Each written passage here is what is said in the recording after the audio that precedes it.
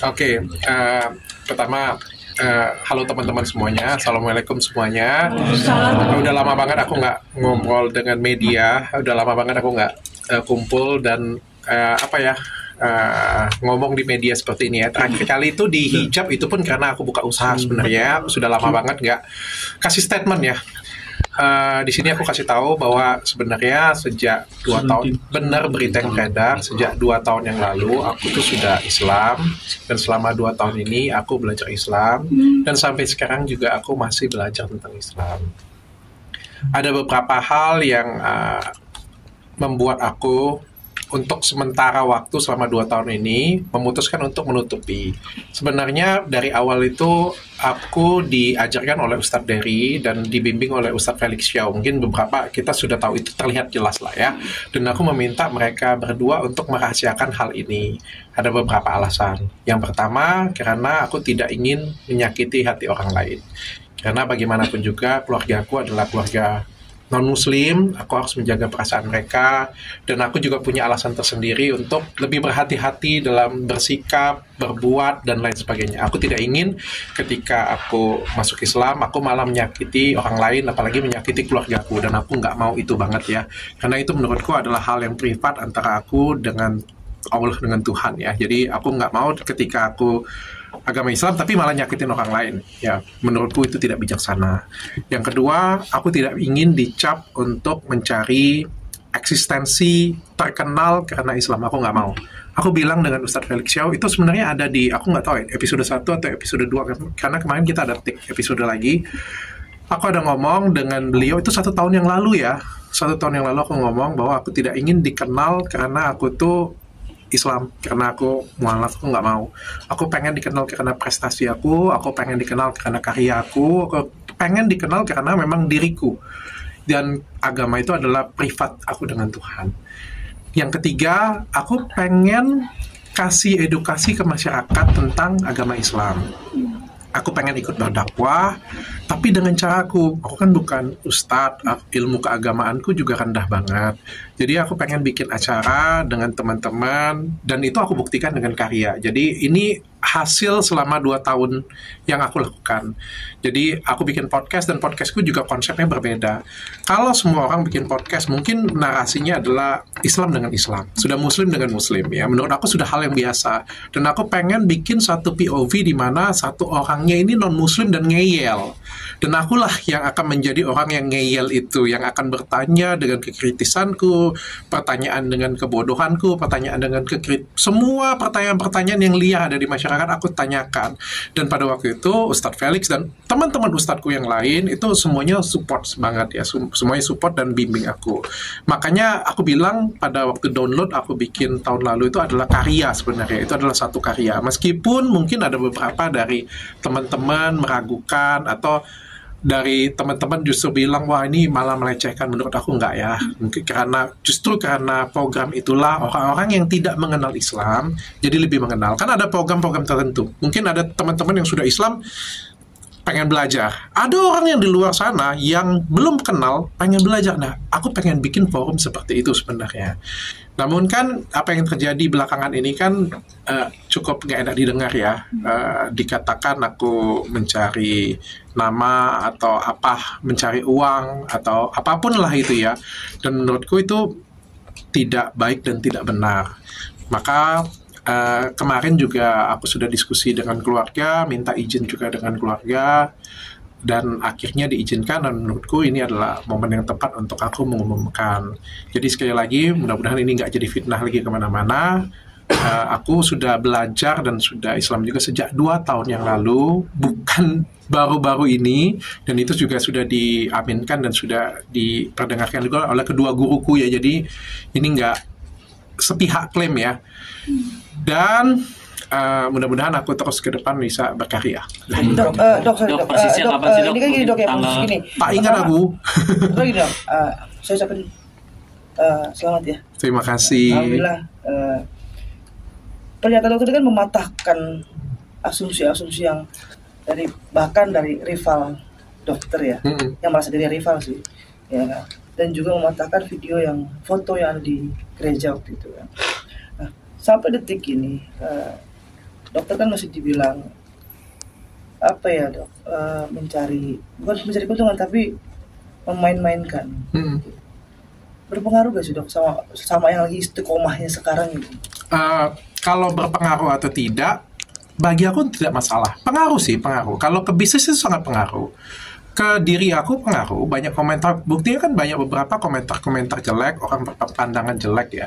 Tapi ke pribadi aku sendiri, ke perasaanku itu nggak pengaruh. Kalau ke perasaanku, alhamdulillah sejak aku banyak belajar, aku cukup bijaksana dan ngelihat ini sebagai ujian hidupku, sebagai kesempatan aku untuk naik kelas, jadi lebih baik lagi. Jadi kalau aku pribadi sih nggak ada masalah ya. Dan yang aku pengen tunjukkan di sini, ini adalah karyaku. Kalau kalian kemarin kan beberapa fitnah bilang mungkin mencari exit, mencari eksistensi, mencari uang. Aku sudah lakukan ini 2 tahun loh. Kalau aku pengen cari exit, mungkin 2 tahun yang lalu aku sudah umumkan. Kalau memang aku cari tenar, mungkin dari 2 tahun yang lalu sudah aku umumkan. Tapi kan ini enggak. Dan kalau misalnya, aku pun juga nggak ada niat sih sebenarnya untuk berbicara dengan media seperti ini ya. Karena nggak ada guna. Ini kan hubunganku dengan Tuhan ya. Nggak ada, aku mau ngomong di depan kamera, nggak juga urusanku sih sebenarnya, nggak ada masalah. Dan paling nggak aku bisa membuktikan dalam karya. Yang paling penting itu kan bisa kita nunjukin. Kalian Islam atau tidak kan, kalian tunjukin. Kalian sholat nggak? Kalian bersedekah nggak? Kalian kasih apa untuk agama kalian? Dan selama 2 tahun ini, bahkan sebelum aku mengumumkan, aku sudah kasih karya. Aku sudah podcast berapa banyak ustadz yang aku datangkan, berapa banyak yang paling nggak, aku nggak tahu ya. Mungkin kalian bisa nilai, bermanfaat nggak untuk kalian. Aku bikin brand hijab. Bukan hijab dulu baru aku muslim kayak gitu ya. Aku bikin, karena apa? Aku pengen bikin karya. Aku pengen tunjukkan dulu karyaku. Bahwa inilah konsistensiku, inilah bentuk kekonsistensianku di agama Islam. Dok, alasannya apa sih dok kalau boleh tahu dulu awal kali terpanggil? Hidayahnya mungkin ketika waktu apa? Islam. Karena kan kita tahu kan dokter mungkin ketika di agama yang lama cukup taat. Enggak juga sih. Juga. Apa dok awalnya? Apa dok? Awalnya enggak sih. Sebenarnya aku ngerasa ada kekosongan aja ya. Jadi mungkin kalau aku bisa flashback balik ya, dulu tuh mungkin aku ngerasa aku sudah sempurna banget, aku sudah ada di puncak juga, aku sudah punya semuanya, aku punya klinik besar, aku punya skincare yang bagus, aku punya masyarakat juga sayang banget dengan aku punya keluarga yang luar biasa sempurna. Tapi aku ngerasa kayak semuanya itu karena aku yang hebat, karena aku yang luar biasa. Tapi aku ngerasa kayak ada yang kosong ya, kayak ada aku kehilangan tujuan hidupku lah. Aku ngerasa tujuan hidupku itu cuma dunia banget ya. Jadi karena kebetulan ada yang ngajarin, ada yang bimbing, itu yang cukup merubah hidup aku sih. Terutama program download tahun lalu sih. Program download tahun lalu itu merubah aku tuh jadi lebih kalem. Mudah-mudahan ya, aku nggak tahu ya, doakan ya. Tapi yang jelas setelah itu kan aku jadi klarifikasi aja aku males sih. Kalian kan cari aku terus kan, pengen tanya soal inilah, itulah. Aku aja malas ya untuk klarifikasi ya. Kalau menurut kalian seperti itu ya nggak apa-apa. Kalau ada yang bilang kemarin kan saham 20%, aku jawab juga percuma, memang nggak ada masalahnya, mau ngapa gitu punya. Kalau kalian tanya dengan aku lagi, apalagi fitnahanku, aku juga nggak tertarik untuk menjawab sih. Kalau memang itu yang pikiran kalian ya, aku nggak bisa jawab kayak gitu punya, aku nggak bisa ngomong. Tapi ya syukurnya ada hari inilah aku bisa menjelaskan untuk kalian semua. Dan nggak gampang aku bisa ada di posisi hari ini menjelaskan untuk kalian semua. Dok, respon keluarga sendiri seperti apa dok? Pada saat proses mualaf itu terjadinya di mana, di Masjid Palembang atau enggak? Bisa di-spill dengan surat mualafnya tidak dok? Untuk apa? Itu tuh pertanyaan paling konyol yang pernah saya dengar. Mana video apa itu namanya? Ada video syahadatnya. Aduh, itu jawaban itu pertanyaan yang paling konyol yang pernah saya dengar. Saya tanya dengan kamu agama apa? Islam. Ada nggak video syahadatnya? Boleh nggak saya minta? Untuk apa? Emang kalau saya minta kamu jadi masuk surga? Apa kalau saya minta saya jadi masuk surga? Enggak. Ngapain kita meragukan seperti itu? Dan itu kan urusan kita masing-masing. Itu urusan saya. Biarkan itu menjadi urusan saya dengan Tuhan. Yang jelas saya lakukan itu dengan guru saya. Dan kemarin juga kan kita sudah ngobrol sama-sama ya semuanya ya. Jadi aku lakukan itu di Palembang. Dan proses belajar sih, sampai hari ini juga aku proses belajar. Kalau kamu tanya sertifikat, aku kemarin ditandatangani sertifikat, dikasih ke aku. Cuma aku nggak tertarik juga dengan sertifikat itu. Aku ngomong dengan Ustadz Dery, bagi aku nggak penting. untuk apa sih sertifikat itu? Aku bilang yang paling penting kan hati aku, bukan sertifikatnya. Mana yang lebih penting, KTP kalian Islam atau kelakuan kita yang Islam? Kadang-kadang kita pengennya KTP-nya Islam, tapi kelakuannya kagak Islam. Aku juga nggak ada guna. Aku juga nggak akan pakai untuk nikah lagi, jadi untuk apa? Respon keluarga, orang tua, terus istri, ini cukup berat ya kan, Dok? Artinya keluarga besar memang sangat. Iya, jadi kalau respon keluarga, yang pertama penolakan ya. Dari 2 tahun yang lalu tuh penolakan yang besar-besaran banget. Bahkan aku diancam atau apalah begitu ya. Tapi ancaman keluarga lah ya, mungkin.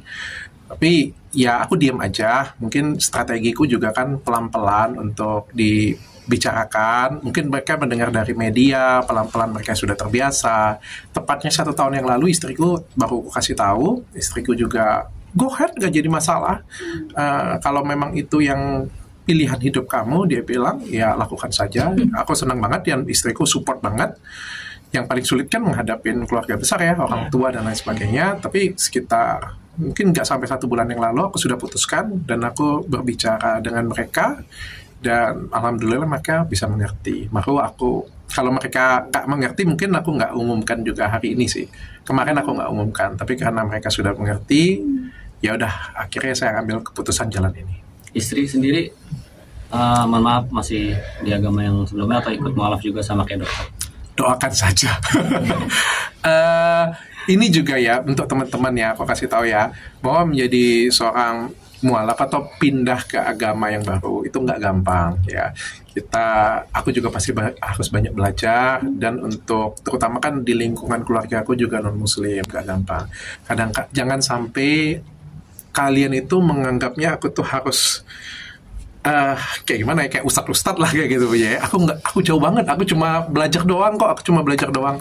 Dan doakan sajalah istriku, pokoknya bisa mau belajar juga. Ini kan pelan-pelan ya. Sebenarnya strategi gue dari pertama kali kan bikin hijab itu salah satu strategi juga ya. Sekaligus bisnis, kan menyelam minum air boleh ya. Bisnis juga, melibatkan istri juga. Karena dia ngomong, kalau aku ngomong dengan dia kan, aku mau bikin brand hijab, bilang. Kalau dia pada waktu itu ngomong aku nggak mau, aku nggak bikin. Tapi pada waktu itu istriku bilang gas, dia bilang ayo bikin. Dia bilang, tapi gue bilang, kalau misalnya bikin, nanti kamu yang jual ya. Masa aku yang jual? Gue bilang, oh iya nggak apa-apa. Kan itu kan salah satu langkah nih awal. Kalian kan jangan minta langsung muluk-muluk lah. Pelan-pelan, langkahnya pelan-pelan. Dok, tapi ada kabar juga kalau misalnya istri sendiri juga pindah agama, tapi bukan ke Islam, entah Buddha atau Hindu gitu, Dok. Boleh ya, justru itu yang sebenarnya menunjukkan bahwa ini tidak gimmick. Ya, karena awalnya saya itu adalah Katolik, istri itu adalah Buddha. Istri pindah ke Katolik itu karena menikah dengan saya. Dan ketika saya pindah memeluk agama lain, maka ya menjadi apa ya? Ya berarti kan nggak perlu lagi dong kan dia pada waktu itu pindah ke Katolik kan karena pernikahan, sehingga dia bilang dia mau apa yang dia percayain. Ya saya bilang monggo, nggak ada masalah. Seperti dia membebaskan saya, kepercayaan saya, ya saya juga membebaskan kepercayaan dia. Asal kita janji sama-sama itu membuat kita menjadi pribadi yang lebih baik. Dia bilang mau kamu mau agama apapun nggak masalah, yang penting kamu jadi orang yang lebih baik, pribadi yang lebih baik, laki-laki yang lebih baik, suami yang lebih baik, suami yang lebih baik dan pimpinan yang lebih baik. Aku bilang ya siap. Dan selagi dia menjadi istri yang baik, aku sih nggak ada masalah. Pelan-pelan ya kita ya. Berarti setelah dokter pindah agama, baru istri kembali lagi ke agama. Betul. Dan dia duluan yang mengumumkan sebenarnya, bukan aku. Nah, anak-anak sendiri gimana, Dok? Kan dokter Islam. Mungkin bisa di podcast orang lain bisa dibahas ini, karena saya Islam, istri Buddha, anak-anak Katolik masih sampai sekarang. Masih ngatur ke gereja kan anak-anak? Anak-anak ke gereja setiap minggu masih ke gereja. Dan bagi aku nggak jadi masalah. Mereka nanti pada saat dewasa mereka akan memutuskan apa yang terbaik untuk mereka. Berarti nanti sudah kasih pengertian, Dok, artinya. Pertanyaan. Kan biasanya kan bareng-bareng nih keluarga ke gereja setiap minggu. Ini harus anak-anak sendiri sudah kasih pengertian atau seperti apa? Sudah, mudah-mudahan. Responnya mereka, Dok? Respon mereka support sih. Kita pokoknya satu keluarga kita support. Ya ini kan kebebasan ya, karena sebenarnya ini masalah kepercayaan ya bagi aku. Dan aku minta tolong banget dengan masyarakat juga, nggak usah terlalu diributkan masalah seperti ini punya, karena sekali lagi pindah itu nggak gampang. Kita perlu penyesuaian, jangan sampai nanti orang-orang di luar sana itu membenci cuma karena kita yang nyinyir kayak gitu. Padahal kan kita harus mengerti satu sama lain kesulitan orang ya. Dok, bulan puasa ini gimana? Sudah belajar puasa atau sudah, meskipun masih bolong-bolong, dan aku juga pengen bantah satu fitnah juga ya, karena banyak orang yang fitnah kayak gitu punya ya, bahwa itu aku berpura-pura atau apa ya.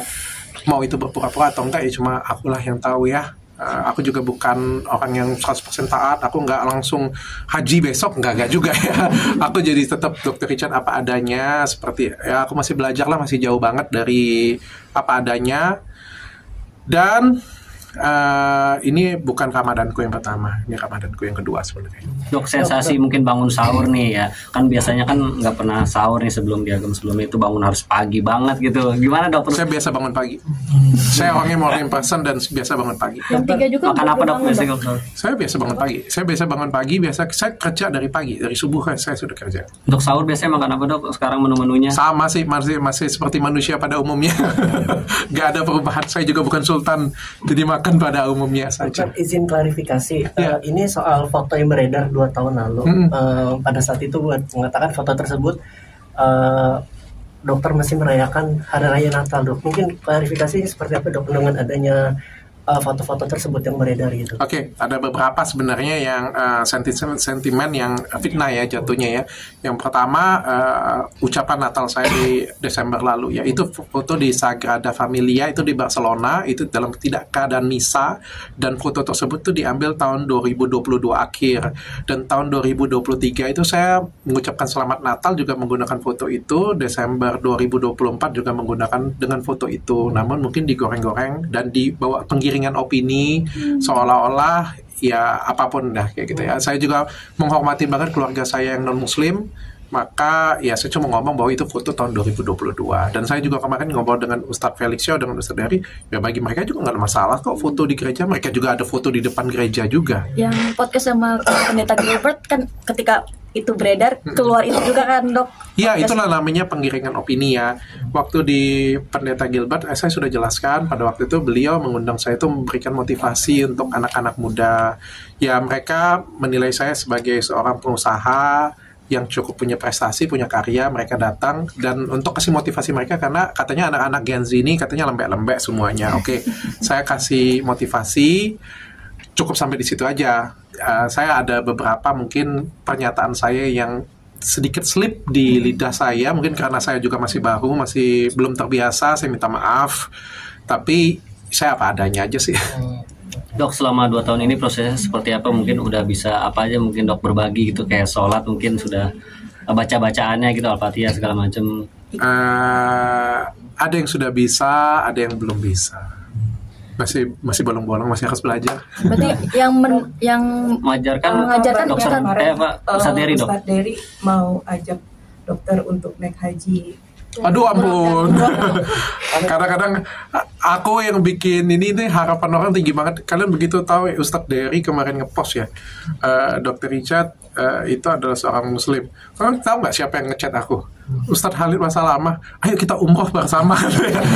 Saya bilang, kenapa harapan orang tinggi banget ke gue ya. Sabar Pak, pelan-pelan. Belajarnya pelan-pelan, merangkak dulu, pelan-pelan, nyaman dulu ya. Dok, pada saat menjadi mualaf di Palembang ya 2 tahun lalu itu, saya takut lama-lama saya disuruh mimpin ngaji lama-lama. Saksinya siapa aja sih dok pada saat itu? Ada saksi mungkin selain Ustadz Dery? Ada karyawan saya aja sih dengan Ustadz Dery pada waktu itu. Dok, kemarin kan ngerasa kosong ya. Sekarang apa sih yang dirasa gitu? Mungkin ucapan-ucapan apa dari Ustadz Dery atau Ustadz Felix yang bikin adem atau seperti apa gitu dok? Secara umum sih saya ngerasa lebih tenang ya. Jadi kayak di tahun 2024 kemarin kan aku ngadepin badai juga yang bahkan lebih besar dari sebelum aku masuk Islam ya. Ada banyak masalah yang datang, tapi ada banyak fitnah, penggiringan opini, ya, berita-berita yang dibuat, semuanya tuh salah ya. Kayak ada yang ngomong Islam itu kan sudah jelas ya. Aku bisa buktikan di sini bahwa itu adalah fitnah. Ada penggiringan opini yang luar biasa besar. Ada juga yang ngomongin izin praktek gak ada. Pokoknya penggiringan opini gila-gilaan lah pada waktu itu. Tapi yang luar biasa kan saya cukup tenang ya. Bahkan saya nggak panggil media, saya nggak ngomong. Biasanya kan kalau dulu waktu Mbak Kartika Putri, kok ya kita kumpul lagi sih gitu ya. Ya ini malah banyak yang ngomong, Gil. Dr. Richard dulu ngomong terus, kalau kayak sekarang aku juga malas sih. Ya maksudnya aku sudah buat karya. Kalau kalian masih bisa digiring opini yang seperti itu punya, ya bukan salah aku. Aku kan sudah selama ini bikin karya, bikin download 30 episode. Aku berapa banyak bikin kajian online ya aku ngomong ya. Berapa banyak skincareku yang kalian bisa pegang sendiri. Emang aku coret pakai spidol? Kagak. Waktu aku jual, aku tunjukin, nggak ada yang aku sumputin kayak gini punya kan. Atau aku jual, aku bohong kayak gitu kan, aku sembunyiin. Nggak ada, aku buat seperti itu. Semuanya aku apa ada yang aku jual, ya aku tunjukin apa yang aku jual, apa yang aku tunjukin. Tapi kan somehow terjadi beberapa penggiringan opini dan berhasil ke masyarakat. Ya nggak apa-apa, aku terima itu sebagai ujian hidup aku. Suatu hari juga fakta akan terbuka, suatu hari juga kebenaran pasti akan timbul, akan muncul seperti hari ini. Ya jadi pahala aja lah untuk aku. Masih perasa jumawa nggak sih, Dok? Enggak lah, ngapain jumawa? Nggak, Enggak jumawa. Dokter sebelumnya kan kayak semua ini gara-gara aku segala macam. Kalau sekarang gitu ngerasainnya? Sekarang aku ngerasanya apa ya, tenang aja, bijaksana. Aku ada ngerasa sedih sih. Yang bikin aku sedih itu sebenarnya karyawan-karyawanku ya. Yang aku khawatirin sebenarnya karyawan-karyawanku. Kalau aku sih sendiri sih nggak ada masalah ya. Mau dihancurkan sampai ke tanah sekalipun, mau dihancurkan sampai apapun juga, aku nggak takut sedikit pun. Karena ya aku sudah cukup punya tabungan juga, aku juga punya cukup banyak juga fondasi ya. Aku juga bisa melindungi anak istriku dengan baik. Tapi yang aku takutin itu sebenarnya karyawan aku ya. Di situ yang aku tiba-tiba aku sadar bahwa ternyata aku sayang banget dengan karyawanku. Hikmah di tahun 2024 adalah aku sadar bahwa ternyata aku tuh sayang banget dengan karyawan aku. Waktu meeting tahunan kemarin di bulan Desember, aku ngeliat karyawanku masing-masing satu-satu maju, nangis mereka ngerasa sedih. Mereka tuh ngerasa sedih tuh karena kita nggak rasa ada sesuatu, ada yang salah, tapi dizolimin, merasa orang takut, menghindar. Itu yang buat aku nangis ya. Itu yang buat aku nangis. Aku sedih banget karyawan aku kehilangan kebanggaannya, dimana mereka selama ini kan bangga ya. Saya kerja di Athena, saya kerja dengan Dr. Richard, semua produknya bagus, semua ininya bagus. Dr. Richard juga sering kasih edukasi ke masyarakat. Tiba-tiba ada penggiringan opini seperti ini punya, saya pun juga ngerasa sedih dan saya ngerasa malu dengan karyawan. Maka itu saya putuskan, saya akan dedikasikan hidup saya lebih untuk bangun usaha saya akan fokus ke bisnis saya saja, saya nggak akan ngurusin yang lain lagi, saya akan berhenti review, saya akan fokus di bisnis saya, bukan untuk saya. Kalaupun suatu hari nanti saya akan jadi lebih besar, jadi lebih tinggi lagi dari hari ini, saya lakukan ini untuk karyawan-karyawan saya. Review udah di stop sama dokter? Ya sudah lama saya stop. Sudah sejak BPOM, sebelum BPOM kemarin juga aku sudah stop. Karena dapat ini kali dok, DM yang enggak juga sih. Kalau review itu kupikir nggak ada masalah ya tentang review ya. Review itu nggak ada masalah sih. Cuma kan yang jadi permasalahan ini kan review ini disalahgunakan. Selama ini kan aku nge-review kan baik-baik saja. Teman-teman nge-review, emang Tasya Farhasya nggak nge-review? Tasya Farhasya nge-review. Aku nge-review dah, aku nge-review.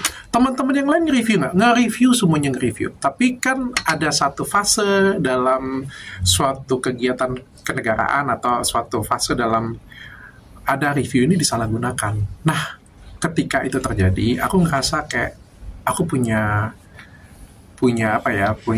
andil dalam kesalahan tersebut karena aku salah satu yang memulai. Meskipun aku memulai dengan itikat yang baik, memulai dengan itikat yang benar, tapi ternyata caraku itu ditiru lalu disalahgunakan. Itu sih sebenarnya. Makanya aku minta maaf kemarin dengan BPOM dan aku bilang aku mundur dalam review. Itu keputusan berhenti reviewnya karena setelah pertemuan sama BPOM. Sebelum itu juga aku sudah sebelum itu sekitar 1 bulan sebelum BPOM juga aku sudah memutuskan untuk berhenti review. Dapat tekanan dok? Enggak, aku nggak mendapat tekanan. Cuma aku ngerasa kayak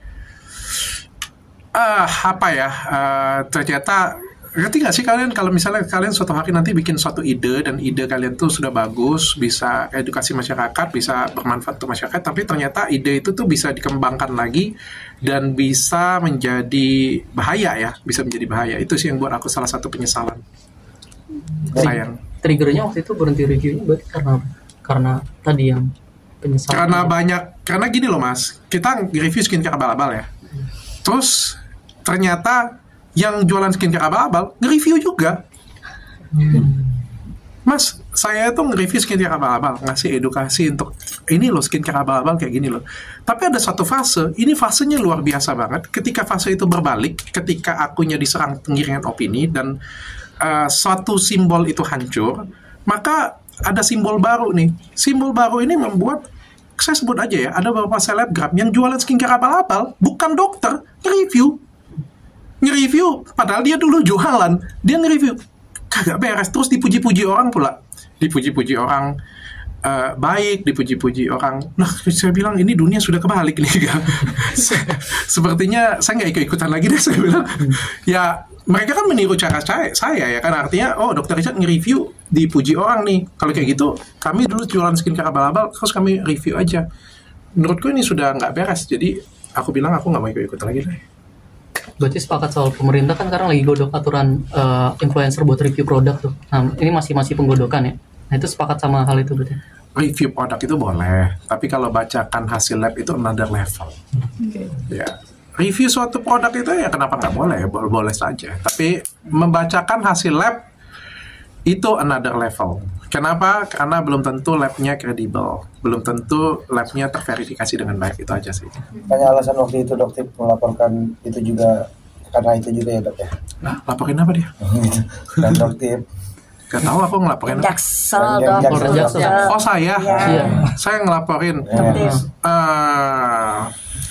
Ya, sebenarnya saya nggak mau laporin ya.